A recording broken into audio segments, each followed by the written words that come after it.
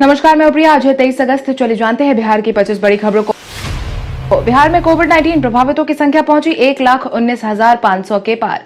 बिहार में कोविड-19 प्रभावितों की संख्या लगातार बढ़ती जा रही है। स्वास्थ्य विभाग की तरफ से बीते शाम तक साझा किए गए अपडेट के अनुसार बिहार में कुल मिलाकर 2,238 मामले पॉजिटिव पाए गए हैं, जिसके बाद संक्रमितों की कुल संख्या 1,19,909 पर पहुंच गई है। अगर हम प्रभावित जिलों की बात करें तो इसमें अररिया में 47, अरवल में 18, औरंगाबाद में 65, बांका में 25, बेगूसराय में 70, भागलपुर में 67, भोजपुर में 68, बक्सर में 35, दरभंगा में 58, पूर्वी चंपारण में 143, गया में 83, गोपालगंज में 43, जमुई में 11, जहानाबाद में 31, कैमूर में 34, कटिहार में 73, खगड़िया में 45, किशनगंज में 61, लखीसराय में 40, मधेपुरा में 52, मधुबनी में 113, मुंगेर में 24, मुजफ्फरपुर में 61, नालंदा में 33, नवादा में 20, पटना में 279, पूर्णिया में 101, रोहतास में 68, सहरसा में 65, समस्तीपुर में 66, सारण में 62, शेखपुरा में 23, शिवहर में 13, सीतामढ़ी में 54, सिवान में 60, सुपौल में 49, वैशाली में 33, पश्चिम चंपारण में 40। वहीं दूसरी तरफ ठीक होने वालों की संख्या में भी लगातार बढ़ोतरी देखी जा रही है। स्वास्थ्य विभाग की तरफ से शाम 4 बजे तक जारी किए गए अपडेट के अनुसार कुल मिलाकर 95,372 मरीज ठीक हो चुके हैं। वहीं अब तक कोविड-19 की वजह से 601 लोगों की जान जा चुकी है। बिहार में कोविड-19 से ठीक होने वालों की संख्या में लगातार हो रही है बढ़ोतरी। बिहार में जहां मामलों में लगातार बढ़ोतरी देखी जा रही है, वहीं ठीक होने वालों की दर में भी लगातार बढ़ती जा रही है। स्वास्थ्य विभाग के एक अधिकारी ने बताया है कि इस महीने में रिकवरी रेट में लगातार वृद्धि हुई है। स्वास्थ्य विभाग की तरफ से मिली जानकारी के अनुसार जहां 1 अगस्त को रिकवरी रेट 65.08% दर्ज की गई है, वहीं 22 अगस्त को यह बढ़कर 79.54 हो गई है, जिसमें लगभग 13% की वृद्धि देखी गई है। राज्य में रिकवरी दर 64.44% से बढ़कर 79.54% होना इस बात का प्रतीत है कि बिहार में ठीक होने वालों की संख्या में लगातार बढ़ोतरी देखी जा रही है।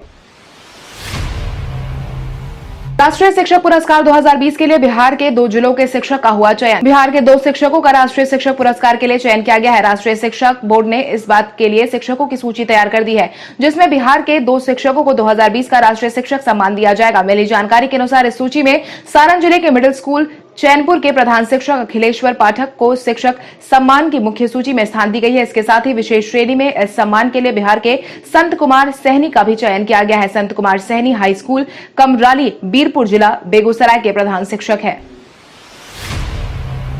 बिहार विधानसभा चुनाव को लेकर मुख्य निर्वाचन पदाधिकारी के सभी जिलों के जिलाधिकारियों के साथ हुई बैठक। बिहार विधानसभा के आम चुनाव की तैयारी को लेकर बिहार के मुख्य निर्वाचन पदाधिकारी सभी जिलों के जिला निर्वाचन पदाधिकारी सह जिलाधिकारी के साथ 24 को बैठक करने वाले हैं। यह बैठक वीडियो कॉन्फ्रेंसिंग के माध्यम से होने वाली है। आधिकारिक सूत्रों के अनुसार इस बैठक में सभी निर्वाचित पदाधिकारी, उप निर्वाचन पदाधिकारी भी शामिल होने वाले हैं। बैठक में चुनाव को लेकर मतदान स्थलों में की जाने वाली व्यवस्था, जनसभाओं को लेकर उपलब्ध मैदान को सीमित करने के लिए इंतजाम, संविदा पर कार्यरत कर्मियों का ब्यौरा एकत्र करने सहित विभिन्न विषयों को लेकर चर्चा की जाएगी।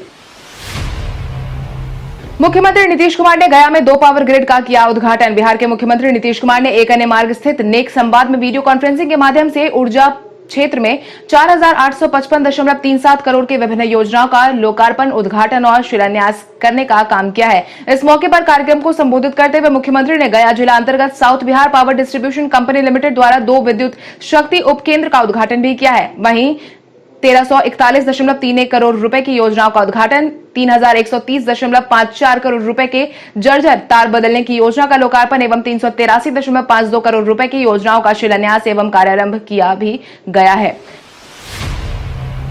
जांच क्षमता को बिहार में बढ़ाने की हुई तैयारी। बिहार में बेलगाम बढ़ रहे कोविड-19 के मामलों को देखते हुए बिहार में टेस्टिंग की क्षमता को और अधिक गति देने की तैयारी हो रही है, जिसके लिए प्रदेश के 8 जिलों में RT-PCR की स्थापना करने की कोशिश की जा रही है, जिसके तहत केंद्रीय स्वास्थ्य एवं परिवार कल्याण मंत्री अश्विनी कुमार चौबे ने इसका घोषणा कर दी और बताया है कि बिहार में टेस्टिंग की क्षमता को और अधिक गति प्रदान करने के लिए प्रदेश के 8 जिलों में RT-PCR लैब की स्थापना होगी। इसमें से 3 PM केयर्स फंड के तहत स्थापित किया जाएगा। साथ ही प्रदेश के 9 सरकारी लैब में RT-PCR मशीनों की संख्या भी बढ़ाई जा रही है।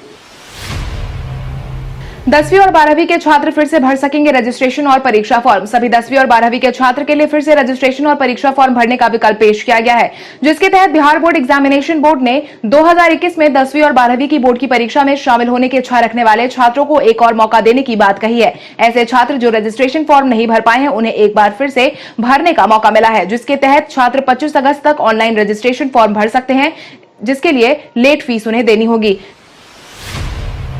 बिहार के कई जिलों में बारिश होने की जताई गई संभावना। मौसम विभाग ने अपने पूर्वानुमान जारी करते हुए बिहार के कई जिलों में बारिश होने की संभावना जताई है। दक्षिण पश्चिमी मानसून के सक्रिय होने के बाद बिहार में फिर से बारिश की उम्मीद बढ़ गई है। कई दिनों के बाद पूरे सूबे का मौसम बदला नजर आया है और राज्य में विभिन्न इलाकों में बारिश भी दर्ज की गई है। वहीं मौसम विभाग ने सतर्कता जारी करते हुए 24 और 25 अगस्त को बिहार में मध्यम से भारी बारिश होने की आशंका जताई है। मौसम विभाग ने जानकारी दी है कि गंगा किनारे वाले इलाके में अच्छी बारिश हो सकती है, क्योंकि 24 और 25 अगस्त को मानसून की अक्षीय रेखा बिहार के बीच से होकर गुजरने वाली है और यही कारण है कि बारिश के आसार बनते दिखाई दे रहे हैं। आज बिहारी पहचान में हम बात करेंगे छवि पांडे की। एक बूंद इश्क सीरियल से पहचान बनाने वाली छवि पांडे का जन्म बिहार में हुआ था। छवि पांडे ने इसके बाद से आशिकी, सिलसिला प्यार का और भी कई सारे सीरियल में अभिनेत्री के रूप में काम किया है। सिलसिला प्यार का में छवि को अभिनेत्री शिल्पा शिरोडकर के साथ काम करने का मौका मिला था। उन्होंने भोजपुरी फिल्म विदेशिया में बतौर अभिनेत्री भी काम किया था, पर अब वो भोजपुरी फिल्म में काम नहीं करना चाहती है। एक्टिंग करियर को लेकर छवि बताती है कि वो जब छोटी थी तो किसी भी प्रतियोगिता में भाग लेने से घबराती थी। जल्द ही यह कार्यक्रम में जज की भूमिका में नजर आने वाली है। जब वरुण धवन और दीपिका पादुकोण के साथ किसी मंच पर परफॉर्म करती है तो वो बहुत ही गर्व महसूस करती है। इतना ही नहीं, उन्होंने यह भी बताया कि आज वो जिस मुकाम पर है उसके लिए उन्होंने अपने पिता उमेश कुमार पांडे, मां गीता पांडे और चाचा जयंत कुमार पांडे का बहुत बहुत धन्यवाद दिया है। मुजफ्फरपुर में 500 बेड का कोरोना अस्पताल 15 दिनों में बनकर हो जाएगा तैयार। बढ़ रहे मामलों को देखते हुए बिहार के मुजफ्फरपुर जिले के पिताही हवाई अड्डा मैदान में डीआरडीओ द्वारा 500 बेड की क्षमता वाले कोविड-19 अस्पताल बनवाने का काम जोर शोर से जारी है। अगर सब कुछ सही रहा तो आने वाले 15 दिनों में अस्पताल बनकर तैयार हो जाएगा, जिसके परिणाम स्वरूप इस अस्पताल के 30 अगस्त तक बनकर तैयार होने की संभावना जताई गई है। 500 की क्षमता वाले कोविड-19 अस्पताल में 125 बेड आईसीयू और 375 बेड आइसोलेशन बेंच के तौर पर तैयार किए गए हैं।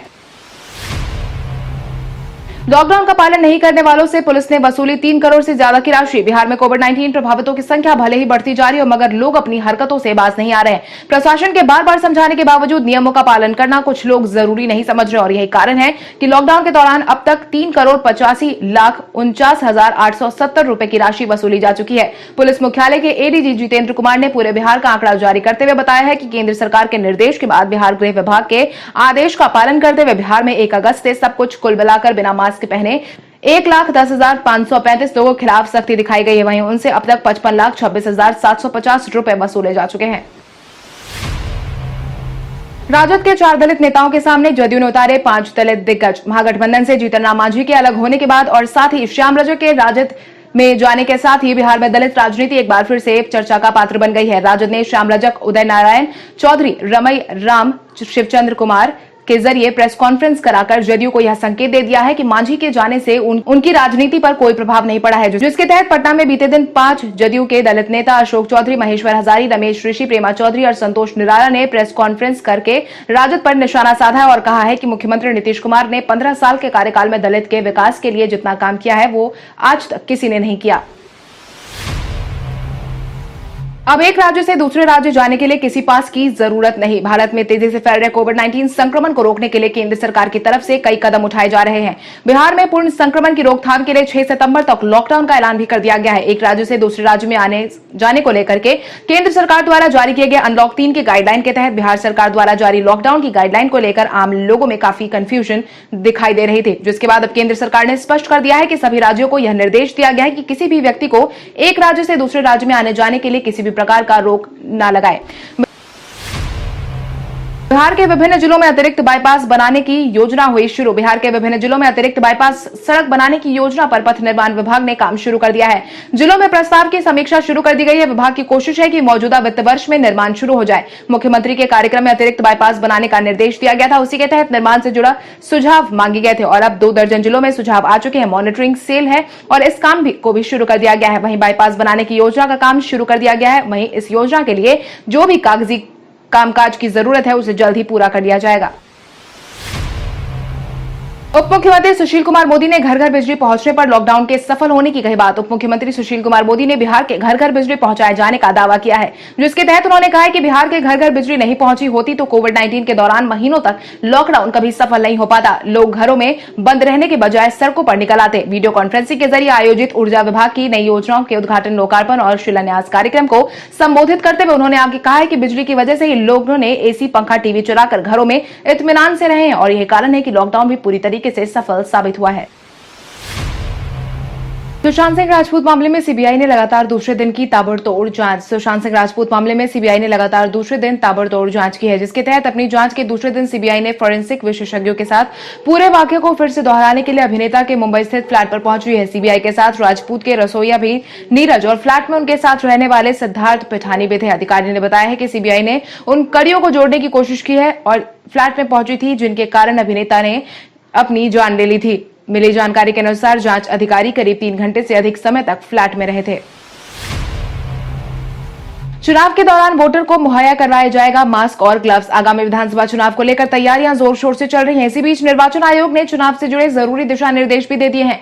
कोविड-19 के माहौल में देश में पहला चुनाव होने वाला है। चुनाव आयोग ने निर्देश के मुताबिक मतदाता को पोलिंग बूथ पर ईवीएम का बटन दबाने के लिए साथ ही हस्ताक्षर करने के लिए दस्ताने मुहैया करवाए जाएंगे। जिन मतदाताओं के पास मास्क नहीं रहेगा उन्हें मास्क भी दिया जाएगा। साथ ही बूथ में प्रवेश से पहले हर मतदाता की थर्मल स्क्रीनिंग होगी। प्रत्याशी प्रचार आदि ऑनलाइन भर सकेंगे। इसके बाद इसका प्रिंट ऑफिसर को सौंपा जाएगा। घर घर प्रचार के लिए प्रत्याशी समेत 5 समर्थक को जाने की अनुमति दे दी गई है। इतना ही नहीं, ईवीएम बटन दबाने और रजिस्टर पर हस्ताक्षर के लिए डिस्पोजेबल दस्ताने मुहैया करवाए जाएंगे। क्वारंटीन कोविड-19 मरीज मतदान के अंतिम घंटे में डाक मत से वोट करेंगे।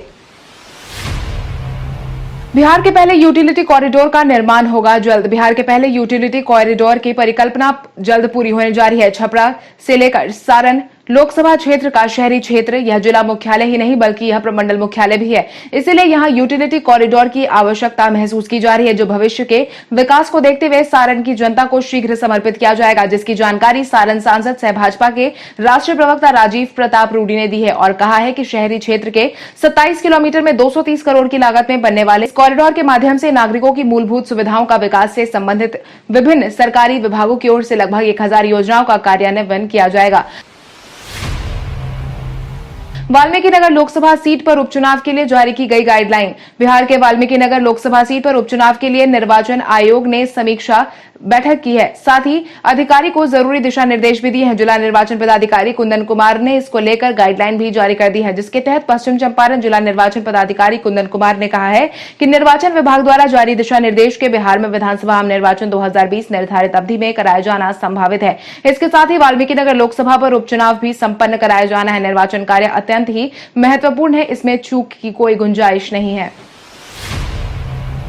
बिहार में सभी सीटों पर चुनाव की तैयारी में जुटी बसपा। आगामी बिहार विधानसभा चुनाव को ध्यान में रखते हुए चुनाव आयोग की तरफ से गाइडलाइन जारी किए जाने के बाद अब बिहार में चुनाव के आयोजन पर अंतिम मुहर लगा दी गई है। चुनाव की तैयारी अभी अब जोर शोर से देखने को मिल रही है। वहीं इसी क्रम में मायावती की बहुजन समाजवादी पार्टी ने भी अपनी तैयारियां तेज कर दी है। मिली जानकारी के अनुसार बहुजन समाजवादी पार्टी ने 243 सीटों पर अपने उम्मीदवारों को उतारने का फैसला लिया है। पार्टी ने प्रत्येक सीट के लिए 3 उम्मीदवार का बायोडेटा भी मांगा है, ताकि पार्टी की जीत में हर जिले में सुनिश्चित की जा सके। और बसपा इस बार अपनी सभी वोट को अपनी नजर बनाई हुई है। राजद ने आगामी विधानसभा चुनाव में 160 सीटों पर उम्मीदवार उतारने का ठोका दावा। आगामी विधानसभा चुनाव को लेकर जहां तैयारियां जोर शोर से चल रही हैं, वहीं सीट बंटवारे का दांवपेच भी लगातार देखने को मिल रहा है। वहीं अब बीते दिन विपक्षी दल राजद ने 160 सीटों पर चुनावी मैदान में उतरने का दावा ठोक दिया है। राजद नेता विजय प्रकाश ने दावा करते हुए कहा है उनकी पार्टी के पास पहले से ही 80 विधायक है। ऐसे में राजद महागठबंधन की सबसे बड़ी पार्टी है, इसलिए राजद कम से कम 160 सीटों पर चुनावी मैदान में उतरेगी। वहीं दूसरी तरफ कांग्रेस का मानना है कि किसी के दावे का कोई मतलब नहीं है। कांग्रेस कितनी सीटों पर जीत सकती है, इसका आंकड़ा आलाकमान को भेज दिया गया है। मुख्यमंत्री नीतीश कुमार ने विपक्ष से 2005 के पहले बिहार में हालात पर मांगा जवाब। मुख्यमंत्री नीतीश कुमार ने प्रीपेड मीटर लगाने का काम में तेजी लाने का निर्देश अधिकारियों को दे दिया है। वहीं विपक्ष पर निशाना साधते हुए जिसके तहत उन्होंने बिजली की 4855 करोड़ की योजनाओं का उद्घाटन और शिलान्यास करने के दौरान 2005 के पहले बिहार में बिजली की स्थिति के बारे में जानकारी देने की बात कही है। इतना ही नहीं, उन्होंने यह भी कहा है कि 2005 के पहले बिहार में बिजली की क्या स्थिति थी और अब क्या है, यह सब लोग जानते हैं। बयान देने वाले भी दिल से पूछे कि 2005 के पहले क्या हालात थे। बिहार में बाढ़ प्रभावित दरभंगा जिले को लेकर कीर्ति आजाद ने दी अपनी प्रतिक्रिया। बिहार में बाढ़ प्रभावितों को लेकर राजनीति जोर शोर से जारी है। इसी क्रम में पूर्व सांसद और कांग्रेस के वरिष्ठ नेता कीर्ति आजाद ने जिला प्रशासन और बाढ़ राहत राशि देने की भेदभाव करने की बात कही है। उन्होंने कहा है कि बाढ़ राहत की राशि देना एक जाति विशेष को प्रभावित की उपेक्षा की जा रही है। वैसे जाति बाहुल्य गांव को अब प्रभावित बताकर राहत से वंचित किया जा रहा है, जिसके तहत उन्होंने कहा है कि 1987 के बाद अब जाकर दरभंगा बाढ़ की चपेट में इस तरीके से आया है। लेकिन संपूर्ण जिले को बाढ़ प्रभावित क्षेत्र घोषित नहीं कर प्रभावित लोगों को नई परिभाषा गढ़ी जा रही है, ताकि वैसे सभी प्रभावितों को राहत से वंचित किया जा सके। और यही कारण है कि गरीबों का जीना मुश्किल हो चुका है। इरफान पठान ने विदाई मैच का दिया सुझाव। इरफान पठान की गिनती हमेशा भारतीय क्रिकेट इतिहास के बेहतरीन ऑलराउंडर में की जाती है। हाल ही में क्रिकेट को अलविदा कहने वाले इरफान ने एक जबरदस्त सुझाव दिया है, जिसके तहत उन्होंने महेंद्र सिंह धोनी, सुरेश रैना, युवराज सिंह, वीरेंद्र सहवाग, गौतम गंभीर और राहुल द्रविड़ को एक साथ खेलने का सुझाव दिया है। इस साल जनवरी में अंतर्राष्ट्रीय क्रिकेट को अलविदा कहने वाले इरफान ने एक ट्वीट तेजी से ट्रेंड कर रहा है, जिसमें उन्होंने संन्यास ले चुके उन खिलाड़ियों का नाम लिखा है जिन्होंने बरसों टीम इंडिया के लिए खेला है। साथ ही मैच और वो शानदार विदाई के हकदार भी हैं, इस बात का भी उन्होंने जिक्र किया है, लेकिन ऐसा हो नहीं सका है। इरफान इस प्लेइंग 11 का मुकाबला मौजूदा भारतीय टीम के चैरिटी मैच के रूप में करवाना चाहते हैं। टीम में बतौर ओपनर गौतम गंभीर और वीरेंद्र सहवाग को जगह दी गई है। तीसरे नंबर पर राहुल, चौथे नंबर पर वीवीएस लक्ष्मण, पांचवें नंबर पर युवराज सिंह और जहीर खान और प्रज्ञान ओझा का नाम शामिल है। वहीं विकेट कीपर के तौर पर महेंद्र सिंह धोनी का नाम भी इसमें शामिल किया गया है। व्हाट्सएप को मिला नया update. Instant messaging platform WhatsApp आए दिन अपने यूजर के लिए नए फीचर्स को रोल करता रहता है। यूजर की कंपनी की तरफ से एक नया अपडेट दिया गया है। पिछले दिनों सामने आई रिपोर्ट में जानकारी दी गई थी कि जल्द ही यूजर व्हाट्सएप पर पिक्चर इन पिक्चर मोड में शेयर चैट वीडियो देख सकेंगे। वहीं अब व्हाट्सएप यूजर के लिए अच्छी खबर सामने आई है, जिसके तहत कंपनी ने व्हाट्सएप के कुछ फीचर के डिजाइन और लुक में बदलाव करने का सुझाव दिया है और यह बदलाव यूजर को पसंद भी आएगा। एक रिपोर्ट के अनुसार व्हाट्सएप का नया अपडेट वर्जन रोल किया जाएगा। इस अपडेट में कई बदलाव हुए हैं। इस अपडेट में आइकॉन के साथ पुराना कैमरा शॉर्ट कैमरा भी नजर आएगा। शॉर्ट कैमरा को पिछले दिनों हटा दिया गया था। कल हमारे द्वारा पूछे गए सवाल का जवाब आप में से बहुत सारे यूजर ने हमें कमेंट करके दिया था, उसके लिए आपका बहुत बहुत धन्यवाद। आप में से जिन यूजर का कमेंट हमें अच्छा लगा है उनके नाम है कुमारी लक्ष्मी, उजाला चौधरी, बबीता यादव, विजय कुमार, परमानंद सलाहकार, अजय कुमार यादव, मोहम्मद मुस्ताक, सुप्रिया भारती, काशीनाथ चौहान, रंजीत मिश्रा, राजीव राज, संजीव कुमार, नीतीश कुमार, हेमंत रामेश्वर, शमीम शेख कुमार, गौतम, सिमरन कुमार। इसके अलावा हमारी टीम को और भी लोगों के जवाब अच्छे लगे, मगर समय के अभाव के कारण हम उनका नाम नहीं ले पाए,